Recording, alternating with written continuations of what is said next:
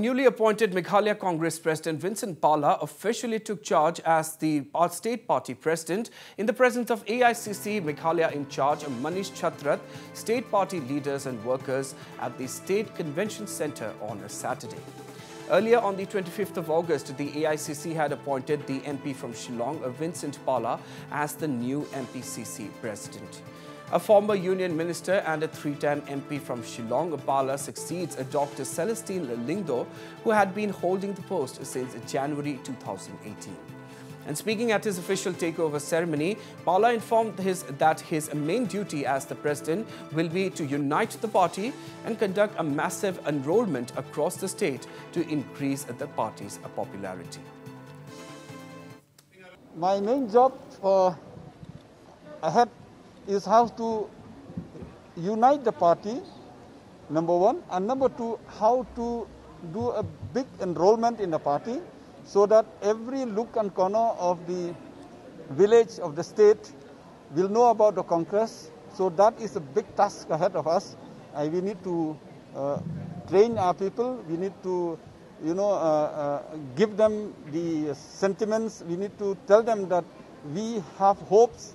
The people of Meghalaya have hopes in the Congress, and I think only if we work together, then people will also trust us. First, we have to trust amongst ourselves, unite amongst ourselves, then only people will trust us. That is my main target, and I'm sure, I'm confident with the blessing of God and with all of you, with your blessings, I can do that. That is the main task ahead.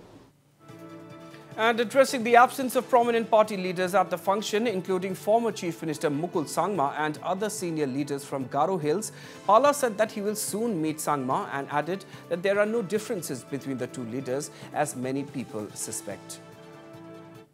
I tried to meet him again. Assembly sessions was there. I could not meet him, but I need also to see all the preparations. People coming all over the state should come here, so we were busy. So definitely it's my job. I'll try to meet him. He used to be a dear friend of mine, a senior leader. It may not be against me. It may be against him also. It may be against anybody also. So definitely we'll see. It's too early to say, but his absence today, I think I should be transparent to everybody. Maybe then it's my job. I'll do. I always consider him as the boss in the party and as a friend.